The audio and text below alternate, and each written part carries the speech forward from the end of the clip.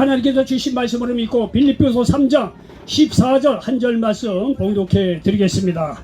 자, 빌립보서 3장 14절 말씀입니다. 봉독합니다.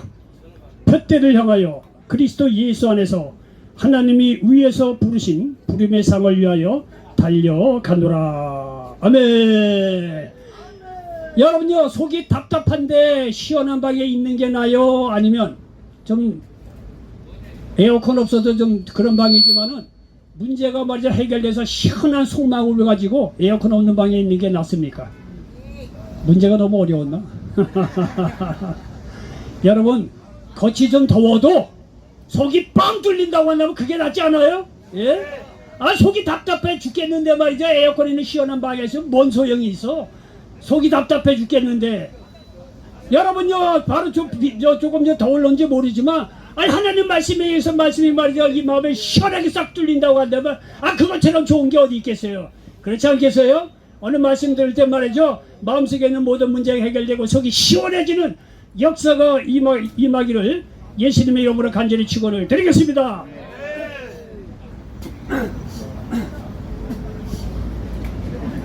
자, 저는 빌립보서 3장 14절 말씀을 배경으로서 따라서 해보시기 바랍니다.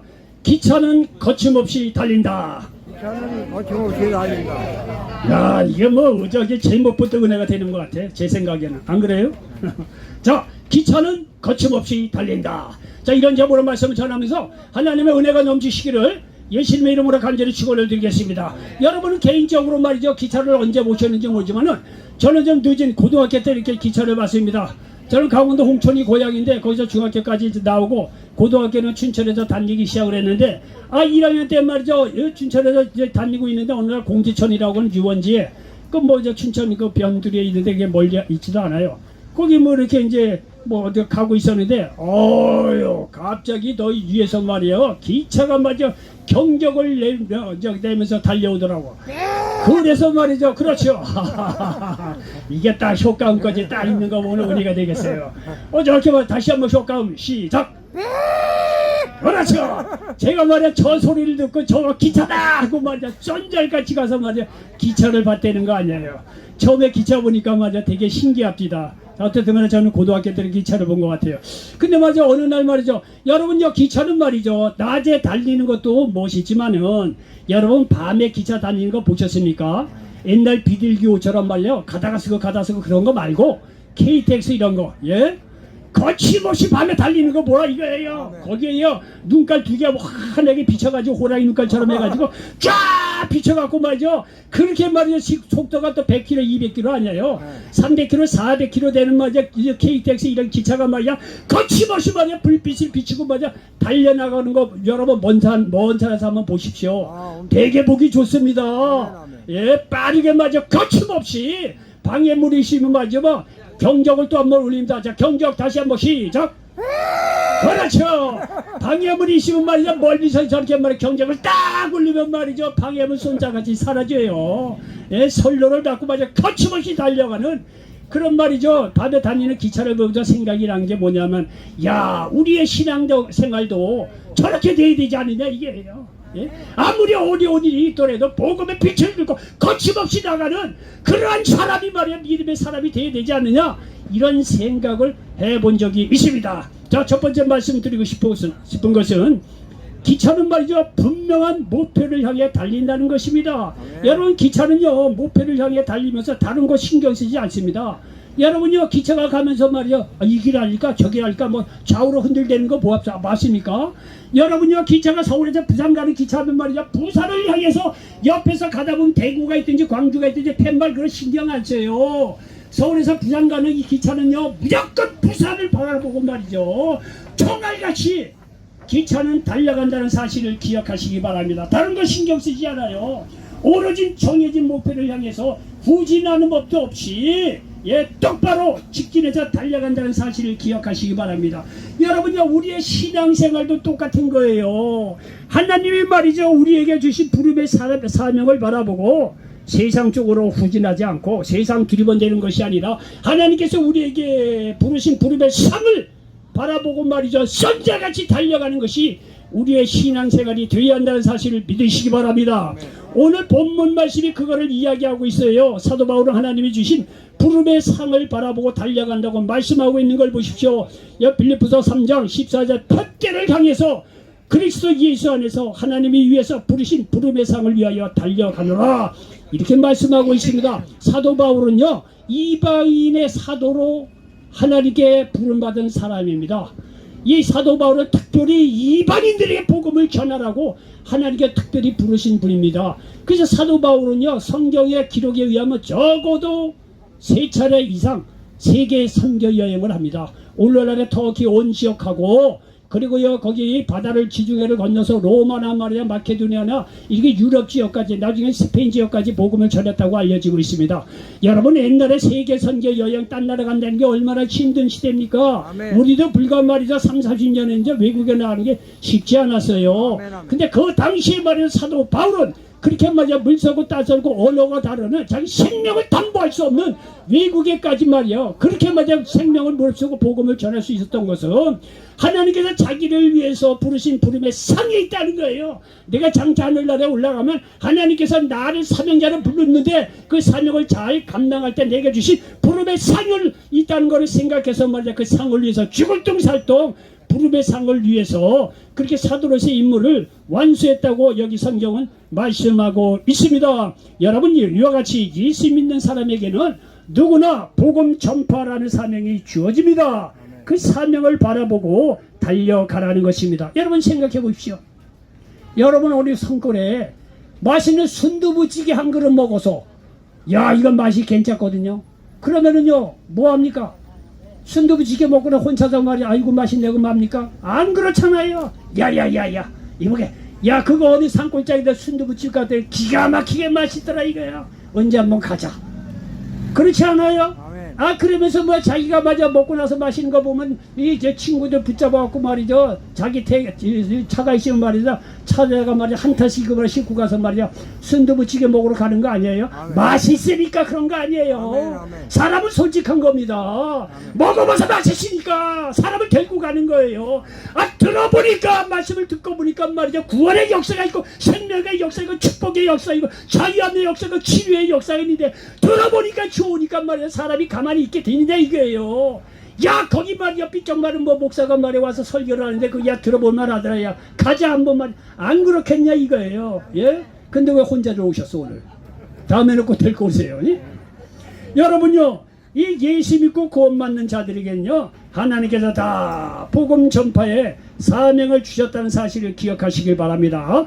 마가복음 16장 15절 이하에 보니까 또 이르시되 너희는 온 천하에 다니며 만민에게 복음을 전파하라 이렇게 말이 예수님께서 마지막 유언 같은 그런 사명을 우리에게 주신 만민에게 전해서 나가서 막 복음을 증가하라 이거예요. 그 예수님께서 복음을 전하라고 할 때 이렇게 사명을 주실 때 그냥 이것만 주셨느냐? 아니에요. 무기도 주시고 권세도 다 주셨어요. 그 일을 감당할 수 있을 정도로 16절에 보니까 믿고 세례를 받는 사람은 구원을 얻을 것이요 믿지 않는 사람은 정죄를 받으리라. 아 우리가 예수님의 말씀을 전했는데 누가 말이 예수 믿고 구원받는다고 한다면 이것처럼 기쁜 일이 어디 있겠느냐 이거예요. 우리가 전한 복음으로 말미암아 사람이 말이죠 구원을 받고 세례받는 역사가 일어난다는 거예요.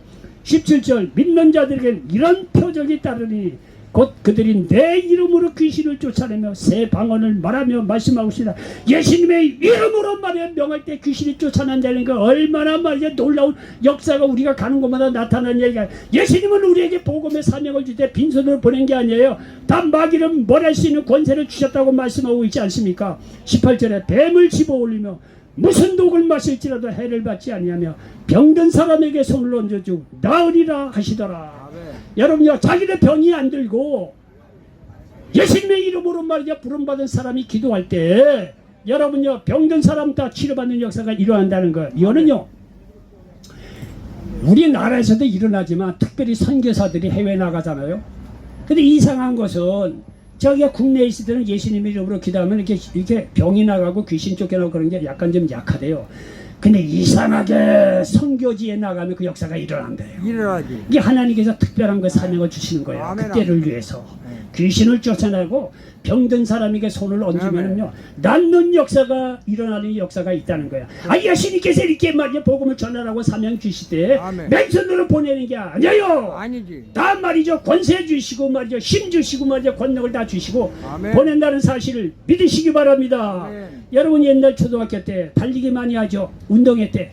운동회의 꽃 뭐 여러 가지가 있겠지만 그래도 운동회의 꽃은 뭡니까? 그 100m 달리기 아니에요? 100m 그때는 아니죠. 한 50m 되나요? 여러분요 여러분 연배나 이렇게 보니까 저보다 한참 다 우이신데 그러나 경험은 거의 동일할 거예요.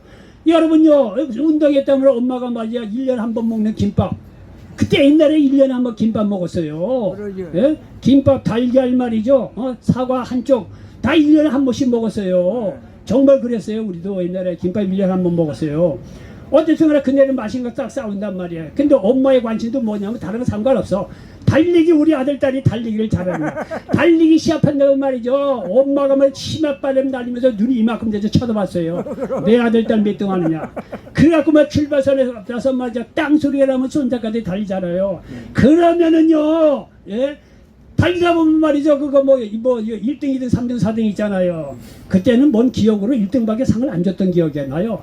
1등 딱 하면은 3등도 줬나요? 네. 그건 학교가 괜찮았는데 우리는 1등만 줬던 것 같아요. 예, 1등만 생각하는 더러운 세상으로 코미디언이 얘기했듯이 1등만 줬던 것 같아요.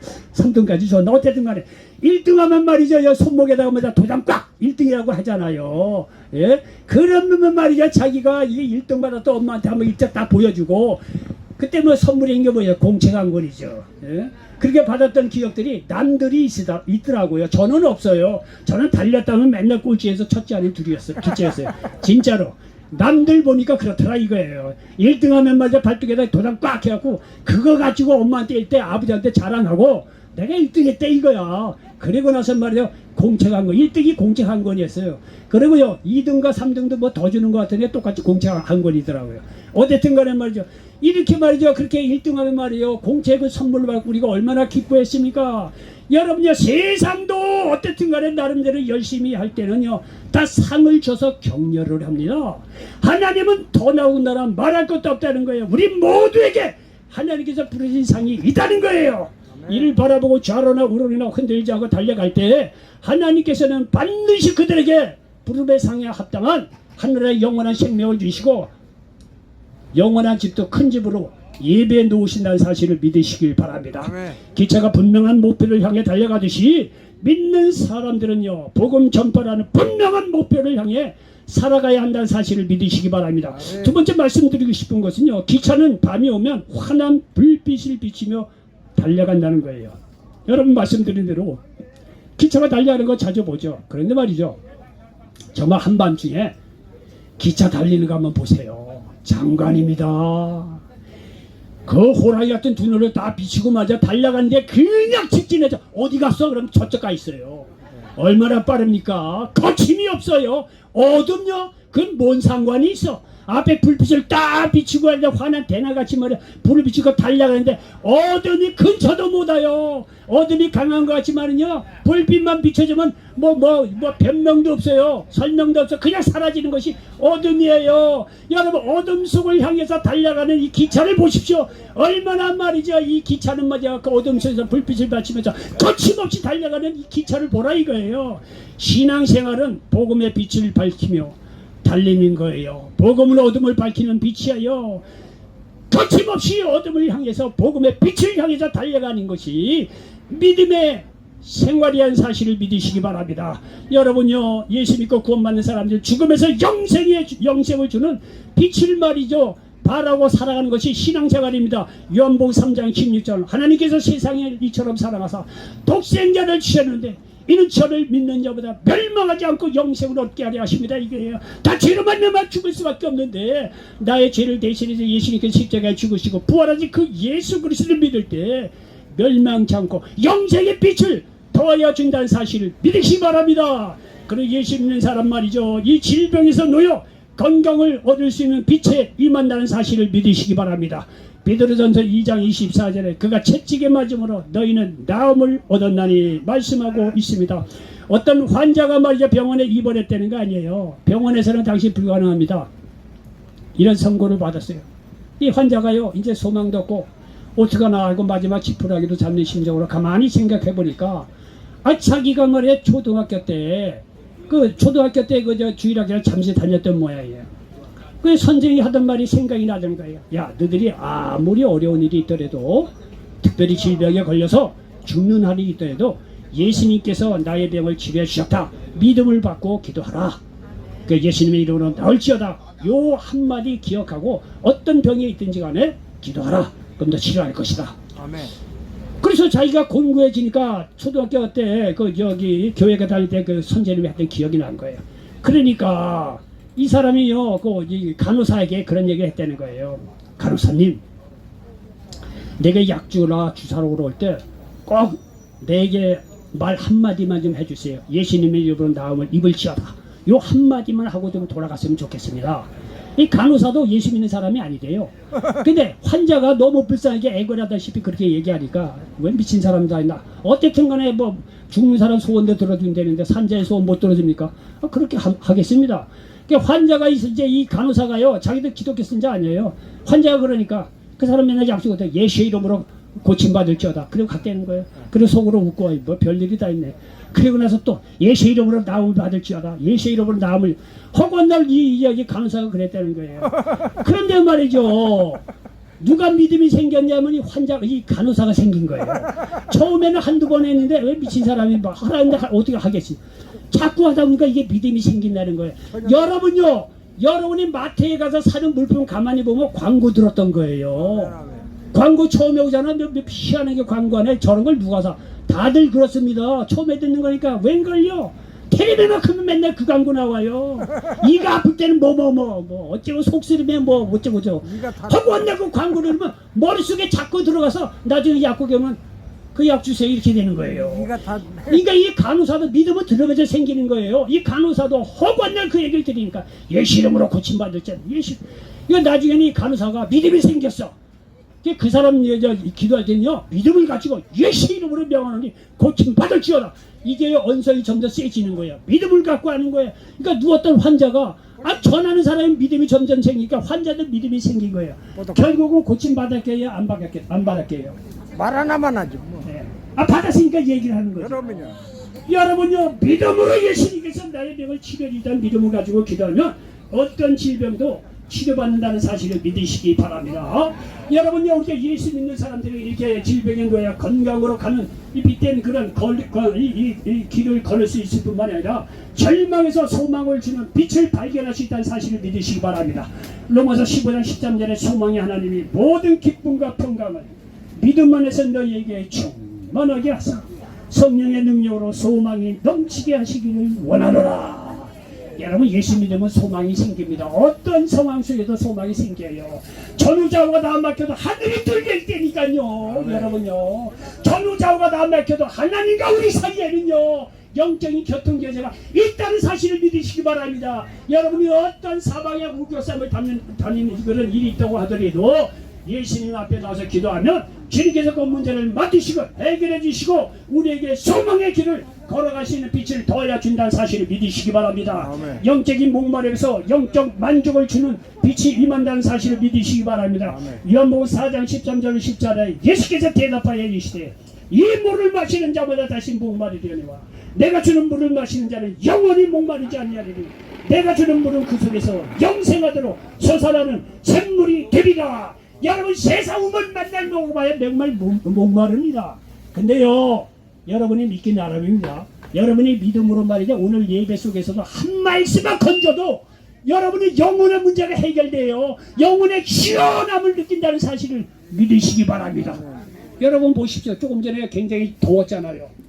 하나님 말씀 딱 증거되니까 시원해요 안 시원해요? 시원해요. 시원한 말에 불어오잖아요. 예? 여러분이 영적으로 목말른 사람도 하나님 말씀이 증거되는 곳에 하나님 말씀 한마디만 제대로 듣기면 말이죠 영적인 어둠이 떠나가고 영적인 빛이 임한다는 사실을 믿으시기 바랍니다. 여러분 가난해서 축복의 삶으로 인도하는 빛이 복음 안에 있다는 사실을 믿으시기를 바랍니다. 여기 이사야서 60장에 보면요 우리에게 굉장히 소망이 넘치는 말씀을 하나님께서 이사야를 통해서 이사야 선지자를 통해서 하시는 말씀을 들어보십시오. 이사야 60장 1절 5절을 보니까 자 보십시오. 일어나라 빛을 발하라. 이는 내 빛이 이르렀고 여호와의 영광이 내 위에 임하였습니다. 돌아오더니 땅을 덮을 것이며 캄캄함이 만민을 가리려니와 오직 여호와께서 내 위에 임하실 것이며 그의 영광이 내 위에 나타나리니 말씀하고 있습니다. 여러분요, 이 땅 전후 좌우 봄의 영적으로는 사실 어둠이에요. 볼 게 없습니다. 그런데 예수님과 하나님께 돌아온 사람들에게는요, 이 빛이 일어났다는 거, 일어나 빛을 바라고 이런 내 빛이 일어났다는 거예요. 예수 믿고 구원받고 하나님께 돌아온 사람들에게는 하나님께 주신 빛이 임했다는 거예요. 아, 이런 사람이 여기 3절로 4절에 보니까 사람들은 내 빛으로 왕들은 비치는 내 광명으로 나오리라. 내 눈을 들어 사방을 보라. 무리가 다 모여 내게로 오느니라. 네 아들들은 먼 곳에서 오겠고 네 딸들은 안기어 올 것이라. 여러분, 옛날에 우리가 공중채집 과학 그 숙제가 있었어요. 지금은 공중채집 그런 거 없어요. 다 자연환경 보호 때문에 그런 숙제 안 냅니다. 그러니까 저희가 초등학교 다닐 때는요, 곤충채집, 식물채집 그 방학 숙제가 있었어요. 그렇지 않아요? 그렇죠? 있죠. 아, 옛날에 곤충채집 잡으러 맨날 뭐 하늘수 잡으러 물방개 잡으러 맨날 들르산으로 방학 동안에 뛰어다녔잖아요. 아멘. 아멘. 근데 어느 날 말이죠, 아, 곤충을 잡으러 말에 산에를 갔는데 그거 일일이 어떻게 잡습니까? 그래서 가마보니까 곤충은 밤에 말이죠, 빛을 비추면 곤충이 모인다는 거 잘 알고 계시죠? 네. 아, 그러니까 머리를 썼다는 거 아니에요. 머리 나쁜 아이가 그때는 머리가 돌아갔어요. 어쨌든 간에 밤중에 말이죠, 약 넣어가지고 프레시 풀 하나 딱 비크고 있더니 온갖 잡채가 다 날아들더라고요.